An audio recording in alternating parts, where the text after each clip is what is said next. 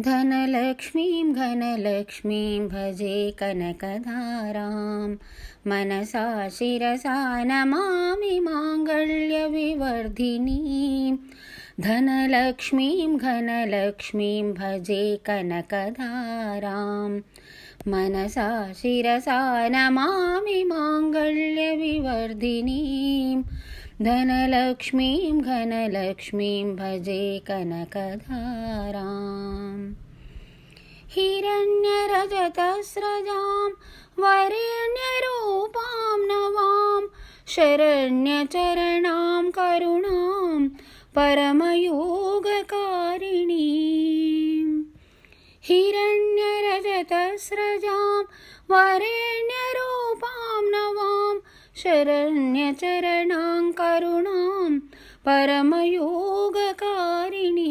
धनलक्ष्मीं घनलक्ष्मीं भजे कनकधारां मनसा शिरसा नमामि माङ्गल्यविवर्धिनीं धनलक्ष्मीं घनलक्ष्मीं भजे कनकधाराम् सर्वजीवजीविकां सर्वमोददायिनीं निर्वेदपरां शान्तां निर्वचनातीतां त्वां सर्वजीवजीविकां सर्वमोददायिनीं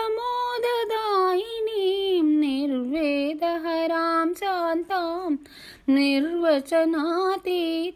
त्वां धनलक्ष्मीं घनलक्ष्मीं भजे कनकधारां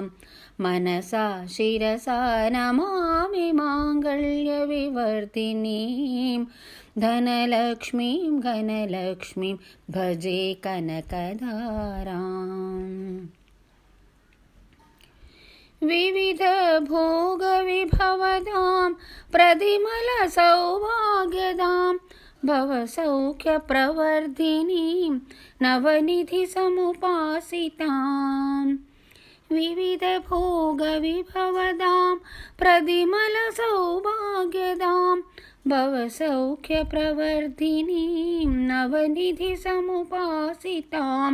धनलक्ष्मीं घनलक्ष्मीं भजे कनकधारां मनसा शिरसा नमामि माङ्गल्यविवर्धिनीं धनलक्ष्मीं घनलक्ष्मीं भजे कनकधाराम्।